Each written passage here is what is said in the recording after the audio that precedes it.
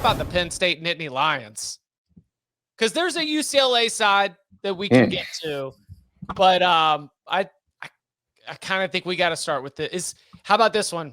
The hyperbole right off the jump, minute number 3, and it looks like we are shaking hands 28-22. We'll do the full autopsy of Miami and Florida State in a little bit. Is this one of the worst losses in Penn State program history?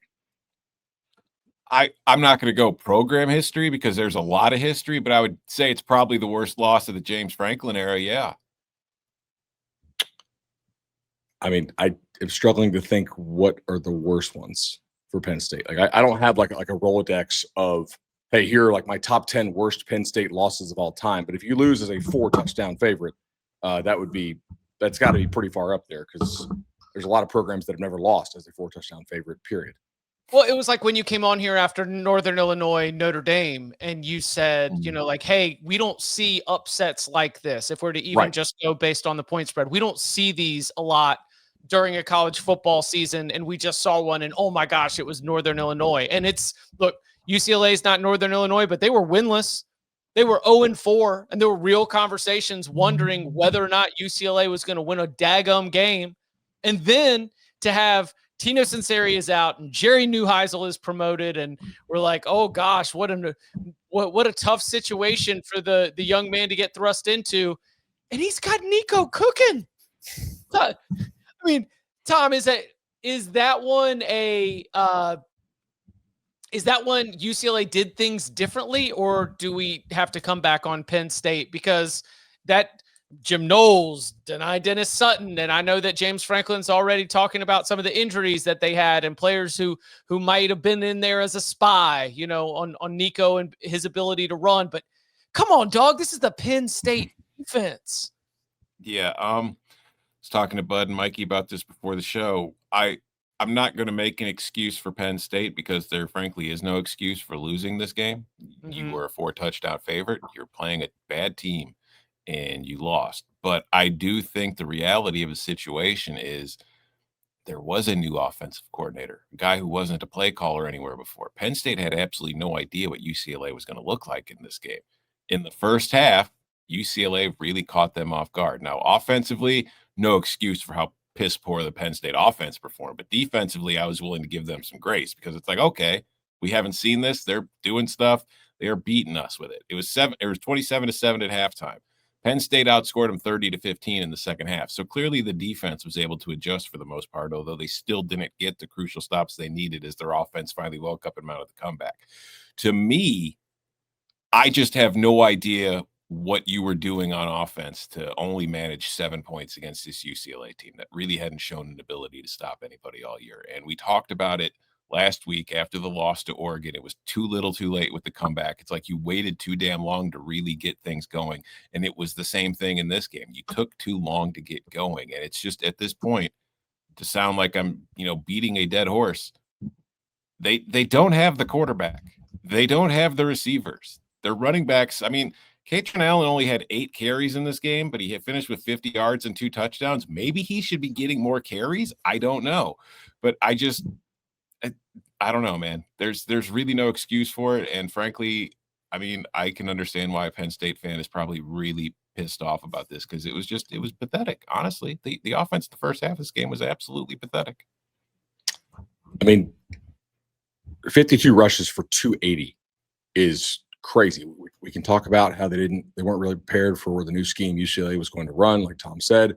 I think that part is pretty obvious given like how fast UCLA jumped out and hit them with some stuff they weren't expecting. But also, look, all due credit to UCLA. I think this is a bit of a Penn State game, right? Like he loses a 28-point favorite to a team that's just completely lost for the entire. They were winless on the season. Like it feels like a bit of a Penn State hangover, And like I don't want to take away from UCLA, but I don't know if like fully bought in, fully focused or Penn State loses this ball game and they lost to UCLA. Like it's a pretty damning loss. Well, good move snuffing it out. It was that's the first place James Franklin went. Post-game press conference. He said, "We did not handle last week's loss well." Do you think that's like do you think this is the result of like him saying that?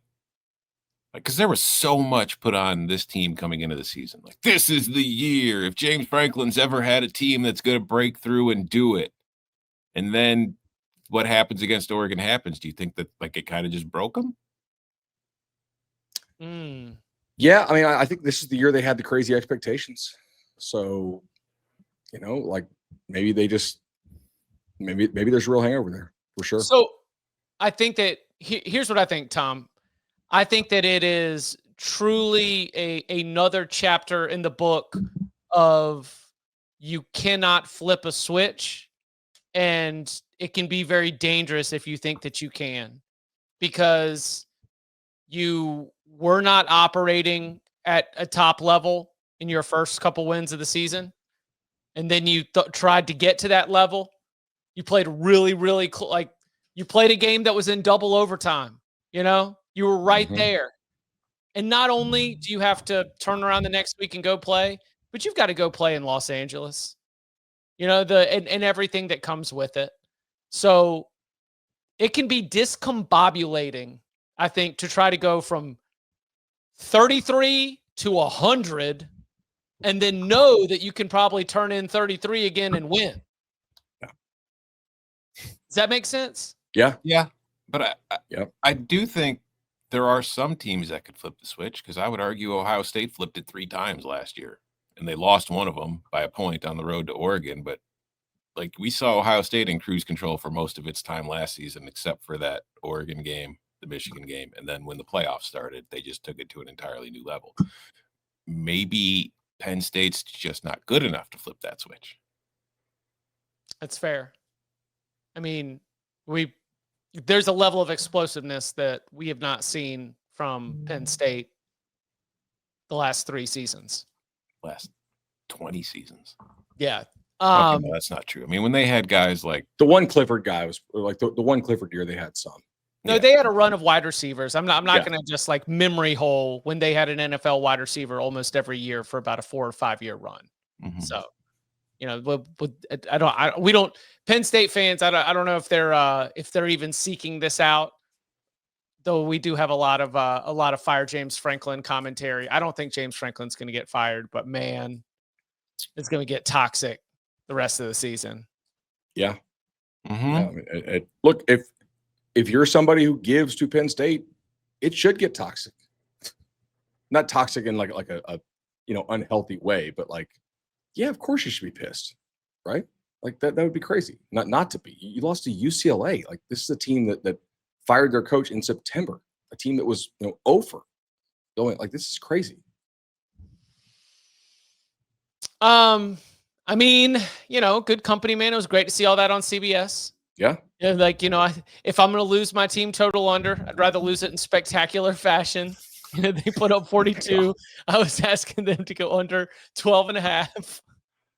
I mean, trust tree. Like, I was not expecting this to be a very good game, but it was on CBS, so I didn't want to just come out and say that. So I'm happy that we got the giant, enormous upset in our game of the week. And Aaron Taylor on the post-game desk, just like flipping on its head and bringing some human emotion to the conversation. And he was just like, Coach, as a father, tell me what that was like. And Rick just like let it out. It was cool. It was really cool. We got some highlights of him being able to see what had happened. Of course, the Jerry Neuheisel gets carried off the field, just like when he was a quarterback getting carried off the field 11 years ago. I mean, just the eerie similarity of it all. I mean, it was just, it was cool. It was, those things are existing in my mind on an island away from significance from the college football season as a whole. But that's one of the things which, like, you just don't get that in many other places in sports, and college football will give those moments to you. For UCLA, like UCLA might not win another game. We'll see. But they had today. And so that was cool for the players, the coaches, and everybody involved. A lot of people who love that program who've been very sad with the bleak outlook. And so you at least had today on a very big stage with a very big win. So lot for Penn State to unpack moving forward. I think UCLA enjoys their Saturday. That kind of is the big Bruins takeaway for me. Anything else on the Penn State side? I mean, they came into the year thinking natty, right? Like they basically have to win out now, I think, to go. Oh yeah. I mean, if they don't win out, like what are they like 9-3 with nobody in the non-conference is not going to get you in. I don't think.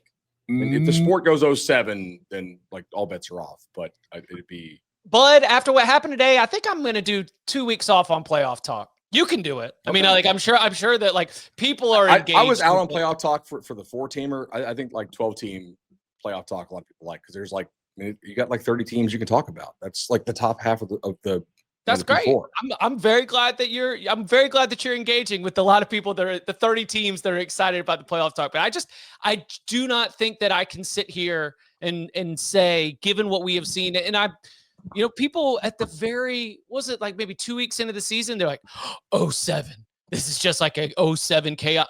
Look what we've seen so far. I mean, there's some 0-7-ish stuff. There is a lot that is pointing to the idea that we cannot take a lot of, like, for example, we will get to Miami and we will get to the ACC a little bit later on. But I started seeing did you know Miami, Georgia Tech, and Virginia could all finish 8-0? And I'm like, get the hell out of town.